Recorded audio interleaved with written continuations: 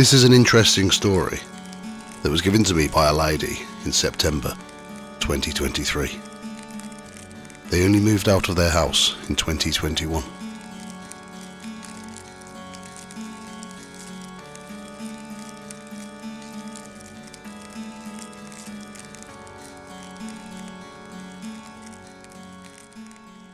When my husband was offered a new job as a chartered surveyor, we decided to move house so it would be easier for him to get to work.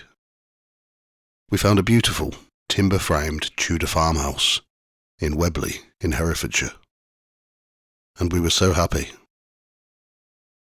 I worked as a primary school teacher and managed to find a job in a local school.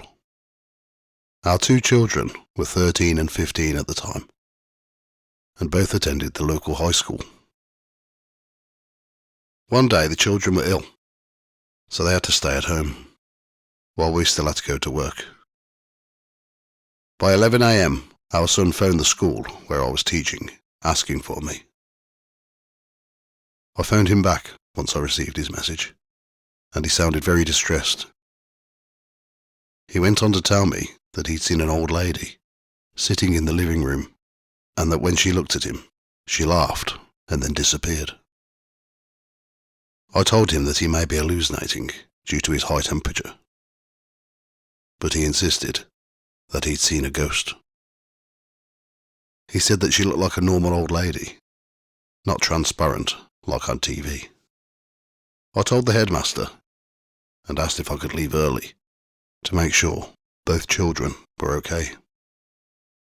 When I got home, my son was sitting in his bedroom and refused to come downstairs, telling me that the woman was a ghost and she might come back. I told him that he must be seeing things because ghosts aren't real. I'd never believed in them. I always thought they were a load of fanciful nonsense. I checked in on my daughter, who was in her bedroom. She was feeling a lot better, and she came downstairs to join me in the kitchen for a cup of tea. As we were sat at the kitchen table, talking about my son's experience, we heard someone walking down the stairs, but nobody appeared. We could see the stairs from the kitchen. I thought that it may be my son, but he'd fallen asleep. Suddenly, my daughter screamed from the kitchen. I ran in to see if she was okay, to find her cowering in the corner of the room. She said that she'd seen the old woman and that she just appeared near the cooker, disappearing as soon as my daughter screamed. I told her that she was just seeing things and that it was just in her mind, after listening to her brother's story. That day, my husband returned home from work, and I told him what had happened during the day. He was of the same opinion as me. After we finished our evening meal, we all tidied everything away, when there was a knock at the front door. My husband answered the door, but there was no one there. He walked down the garden path to see if they'd walked away, but there was no one around at all. He came back into the house, and straight away, the door knocked again. He quickly opened the door as he was still standing near it, but again, there was no one there. As he came back into the kitchen, there was a bang on the window. We all looked to see someone standing outside in the back garden. My husband went outside to see who it was. He noticed that it was an old woman. She was just standing still, staring at the house. He started walking up towards her, but as he approached, she faded away. We couldn't believe what we'd seen. We are both well-educated, rational people, and we'd just seen a ghost. Something that isn't supposed to exist. They're just stories to scare children, or so we thought until now. Nothing else happened that day, but the next morning, while eating, she appeared in the garden again. She was standing in the same place, staring at the house. We all stopped eating and watched in disbelief until she disappeared after about a minute. A few moments later, there was a noise coming from the living room. I ran in there to find the old woman sitting on a chair in the corner of the room. I screamed, and my husband came running in. As he entered the room, she disappeared. That morning, I was able to look at her long enough to describe what she looked like. She had a long brown dress that reached to her ankles. She had a brown shawl draped over her shoulders, and her hair was grey, tied in a bun on top of her head. Her face was what I would describe as pointy, very much like the way witches are portrayed. That morning, we had work and school. We left, but we were all very shaken. Later that day, I picked the children up from school. We were nervous about going back home without my husband, and didn't know what to expect. We entered the house, took our shoes and coats off, and it started again. The sound of smashed glass came from the living room. I opened the door and found that one of our family portraits that was above the fireplace was on the floor, on the other side of the room. The glass had been broken. As I was picking it up, another one came flying across the room, hurtling towards me. I managed to move before it hit me, and it hit the wall, breaking the frame and smashing the glass. Leaving the pictures on the floor, I just got out of the room. We sat in the kitchen until my husband came home from work. We were terrified. In the time that we were waiting in the kitchen, we could hear the TV turning on and off, and you could hear the doors upstairs slamming shut every now and again. My husband finally returned home about 7 p.m. I didn't feel like cooking, so I ordered a takeaway for everyone. As we were sat around the dining room table, we discussed what we were going to do. We decided to contact the local vicar to see if he could help. So the next day, we sent the children to school, and my husband and I both called in sick. We went to the local church and spoke to the vicar, who agreed to visit the house in a few days and give it a blessing. His visit couldn't come quick enough. Things started to get worse. Objects were disappearing, some reappearing in places where they shouldn't have been. Banging sounds that seemed to be coming from inside the walls could be heard all over the house, and the old woman would appear in every room. 2 days later, the vicar came to perform a blessing.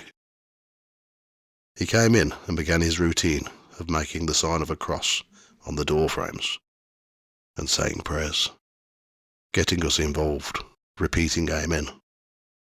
When he went into the kitchen, the old woman appeared in the garden. I told the vicar to look out of the window, and he could see her. He went outside and spoke to her, splashing holy water towards her at the same time. She turned to face him and then disappeared. But a strong gust of wind blew through the house, blowing doors open. The vicar finished off by saying the Lord's Prayer, and then told us that she'd gone. He said that he'd never experienced anything like that before, and asked my husband for a strong drink. The house settled down after that, and things were quiet. We could go back to normal life for a month. Things suddenly started moving around again, and the banging started, but this time louder and more violent than before.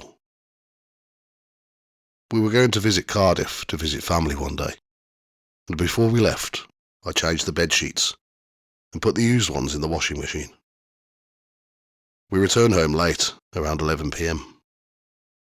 My daughter was tired and went upstairs to go to bed as soon as we got home. She came back downstairs, stamping, in a bad mood, holding her clean bedsheet up. She shouted at me, "What the hell is this?" She held up her bedsheet and I took it off her, asking her what was wrong, when I noticed that it was soaking wet and it smelled strong of urine. I then checked her bed and that was wet too. We didn't understand. We didn't have any pets, and there was no water leak above her bedroom. I put the sheet in the washing machine, and my husband and I took the mattress off the bed. As we were carrying the mattress downstairs to put into the garage, a loud bang was heard coming from my daughter's room. I went to investigate to find her wardrobe had been knocked over onto the floor. There was no one in the room, and the children were downstairs. We continued to take the mattress downstairs and placed it into the garage to throw it away the next day. My daughter stayed in the guest room from that night until we bought her a new bed. The next morning was a Sunday. We were all in the dining room when we heard someone calling my daughter's name. It sounded like an old woman. She had a croaky voice. My husband followed the voice, which led him to the living room. In the centre of the room stood the old woman, staring at him. She was back. He asked her who she was and what she wanted. She just carried on staring and then started to laugh. We could all hear the laugh. It was horrifying. He ran out of the room terrified. The laugh continued for around 2 minutes. We were all too scared to go in there. That day, we decided to get out of the house and have lunch at the local pub. As we were eating our meal, we were discussing whether we should move house, when a man who overheard our conversation asked us if we lived in the old timber-framed house at the end of the lane. Of course, that was our house. He then started to tell us that it's been known locally as a haunted house since he was a child. He said that it had been stood derelict for many years, and that the local children used to dare each other to go in there. He went on to say that when he was a teenager, he went into the house to impress his friends. After walking around for a few minutes, secretly terrified, he saw the ghost of an old woman who looked at him and laughed. He said that he was so scared that he ran out of the house crying in front of his friends and ran all the way home. My husband and I decided to sell the house. We managed to stay there for a year, but we had to get out. I hope the people who live there now are happy and at peace.